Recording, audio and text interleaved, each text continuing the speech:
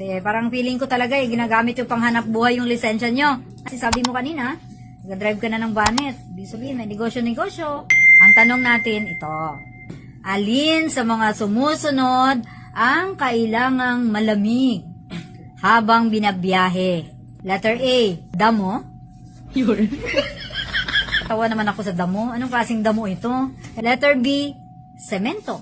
Letter C, mga inumin. Letter D, mga pagkain na maaring mabulok. Alin dito sa apat na ito ang dapat binibiyahe mo ng malamig? Letter? Inumin? What? Mabulok bang inumin? Ikaw pala hubog man siguro ni. Kay letter C ang ipili niya, inumin. Ang dapat nating binibiyahe na kailangan malamig ay mga pagkain na pwedeng mabulok, katulad ng mga dressed chicken. Kasi pwede silang mabulok. Naka-freezer siya. Malamig ang loob. Marami pang kaining bigas ita. Tapos itong isa, inumin ang sagot niya. Dapat yung tanduay malamig pag ibiyahe. Yung si Kuya Odette.